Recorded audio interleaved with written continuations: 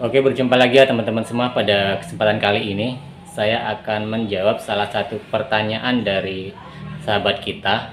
Kebetulan beliau menanyakan tentang meratakan roti goreng, adonan roti goreng dan cakwe.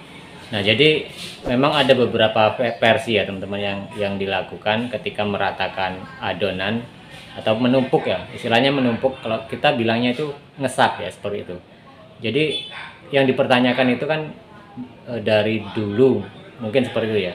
Eh, Adonan itu ketika diratakan itu tidak dilipat seperti itu kan.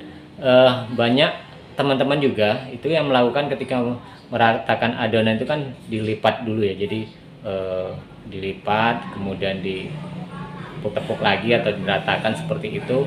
Nah, kemudian kalau kita tidak, kita langsung diratakan di meja, jadi langsung sudah rata gitu segi empat, kemudian gula halusnya diratakan lagi sesuai dengan lebarnya adonan yang pertama kalau untuk roti goreng, kemudian baru ditutup yang atas dan langsung diratakan seperti itu. Artinya setelah nunggu beberapa waktu ya. Nah, jadi ada beberapa alasan ya teman-teman, ketika kita itu di sini melakukannya seperti itu. Mungkin berbeda dengan teman-teman yang lain.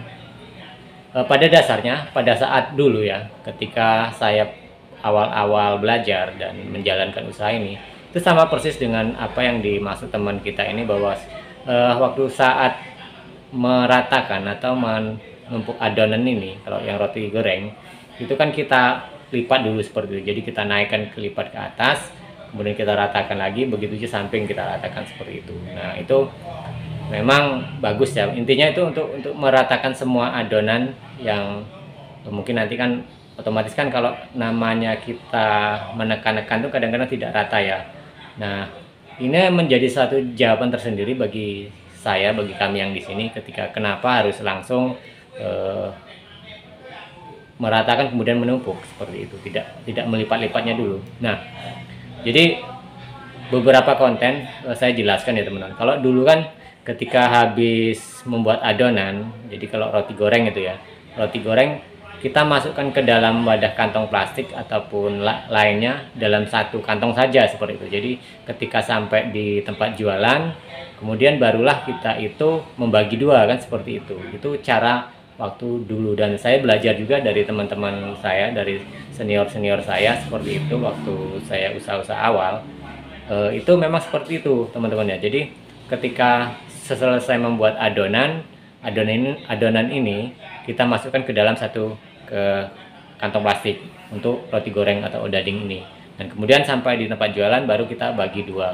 Nah, tetapi dengan metode ini saya pikirkan kalau di sini ya teman-teman, berbeda ketika waktu saya usaha di Pulau Jawa seperti itu. Di Pulau Jawa itu untuk roti goreng sendiri atau bolang-baling kalau di sana ya, ketika kita membuat adonan itu ngembangnya itu agak sedikit telat gitu. Artinya tidak langsung ngembang seperti di sini. Kalau di sini mungkin karena cuaca ya, cuaca di sini cenderung gerah atau panas gitu. Jadi saya juga heran gitu kan. Saya membuat roti goreng saja kadang kalau 5 kilo ataupun 8 kilo dikasih 1 sendok pengembang itu sampai tempat jualan itu sudah apa ya, artinya sudah terlalu ngembang seperti itu. Jadi kadang malah setengah sendok, karena mungkin cuaca ini yang mempengaruhi teman-teman. Jadi kalau kita jadikan dari satu adonan yang awal tadi, di sana kita belah, itu repot, sangat repot karena sudah mulai ngembang. Nah, jadi kita cari cara, yaitu dari rumah, dari tempat kita tinggal gitu kan, atau kontrakan. Jadi kita sudah dibagi dua secara rata, bahkan kita timbang. Jadi sampai sana di dalam kantong plastik itu kan sudah bereaksi ngembang, jadi tinggal meratakan saja di adonan di meja ya, seperti itu. Nah, itu alasannya ya teman-teman. Kemudian saya pikir lagi yang kedua adalah ternyata cara ini lebih efektif ya, lebih efektif karena menanggulangi bahwa cepat ngembangnya di sini, berbeda dengan ketika kita dagang di Pulau Jawa itu. Karena kalau di Pulau Jawa itu memang daerahnya lebih dingin ya daripada di sini. Makanya kalau di sini itu begitu sampai tempat jualan, asal minyak sudah panas saja, itu rata-rata kita sudah berani langsung goreng. Jadi cepat sekali untuk ngembangnya. apalagi kalau jualan sore. Pagi pun seperti itu ya teman, tidak pengaruh ya. Artinya kalau pagi kan, kalau kita jualan di Pulau Jawa itu memang saya merasakan harus nunggu dulu, nunggu waktu, entah dari diratakan, entah nunggu kita waktu 15 menit, 20 menit. Kalau di sini kalau sudah kira-kira sudah lengket saja, sudah berani kita goreng kan, seperti itu. Begitu juga dengan cakwe. Nah, cakwe itu hanya kita masukkan dalam kantong plastik, kemudian kita lebarkan, dipotong-potong, itu sudah ngembang. Karena sampai di tempat jualan tuh dengan waktu 1 jam itu sudah ngembang. Jadi kalau kita mau lipat-lipat lagi, udah apa ya namanya, udah over ya, seperti itu. Jadi ngembangnya malah semakin semakin bereaksi semakin besar kan, seperti itu. Jadi itulah ya teman-teman ya, metode yang kita gunakan di sini. Jadi ada sedikit perbedaan ketika kita menumpuk atau mengesap adonan tersebut. Tapi ini ya tergantung teman-teman semua ya. Kalau saya menyikapi, karena di sini tadi memang karena faktor cuaca itu lebih di sini lebih panas atau gerah. Kemudian yang kedua tadi adalah simpelnya, mungkin menghemat waktu juga ya teman-teman. Jadi kalau di tempat jualan itu dulu lama, waktu ngesapnya itu lebih lama karena harus diratakan, kemudian kita balik lagi, dibalik kanan ke di belakang, depan belakang ya, kemudian yang kiri ke kanan dibalik lagi gitu, seperti itu, diratakan lagi, barulah kita lebarkan kembali. Nah begitu juga nanti yang adonan kedua, jadi memakan waktu yang lebih lama lagi ya teman. Kemudian yang berikutnya ya teman adalah, kalau di sini itu kan kita jarang sekali yang membuat roti goreng itu sampai banyak. Paling mentok-mentok itu pernah 10 kilo itu paling banyak ya untuk roti goreng ya, itu tempat itu pas rame-ramenya, pas ada suatu momen lah seperti itu ya.